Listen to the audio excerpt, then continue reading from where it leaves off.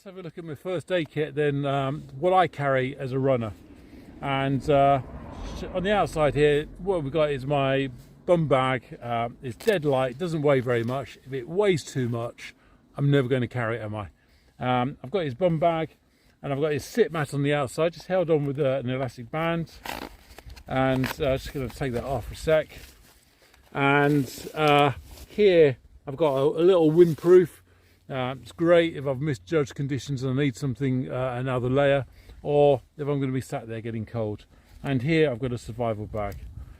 So if I think about what could happen as a runner, what I might do is I might go over my ankle, and it might be that I can either walk out or I can't. What's going to help me to be able to walk out is having this sit mat.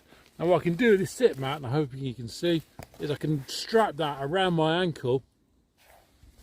It might even just go something like this.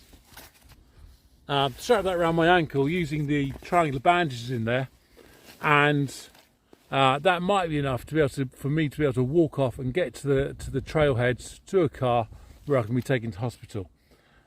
If I can't strap up my ankle, or my ankle's in too much pain that I'm never going to walk off, I'm going to end up sitting there on the trail waiting for help, and that could be some time. And so the sit mat is also really good just for sitting on, and then while I'm sat in that, I'd put my extra layer on here, and I'd get myself into my survival bag. And a survival bag is really important. Again, it doesn't weigh much. It's a dual skin one, this one. It's not a blanket. The survival bag's better than the blanket because the blanket will not give me the same cover and protection from the elements. While I'm sat there, I want to be able to generate energy that I can then metabolize into some sort of heat, and that is going to come from carrying some snacks. So I've also got a racer bar there. It's obviously what you need as a runner. And what else? I've got this glucogel, and this is basically out of my son's diabetes kit. My son's got type 1 diabetes. He tells me it tastes too revolting that you're never going to snack on it, so it's quite good as an emergency backup. Any sort of sugary gel is going to work. I'm quite a fan these days of carrying painkillers. I think it's not unreasonable if you're going to be sat waiting for some time in a lot of pain to be able to take a couple of paracetamol. I think that's all right. I think it's a good idea. So here we go. I've got two of these things. I've got these triangular bandages, very versatile. These are what I can use to strap up my ankle. But I could also use them as some sort of bandage for, say, a head wound, if I face planted the rocks.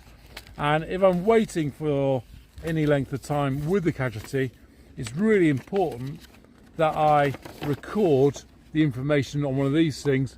It's a casualty card. I've written a whole blog post about these things. It's got a whole load of things there for vital signs, and this is really important, really, for recording information for the medics when they turn up.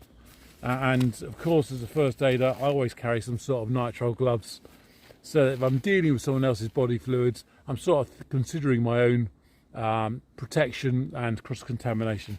So there we have it. Dead simple, dead light, dead easy. This is something I'm happy to carry, and therefore it works. Hope that helps.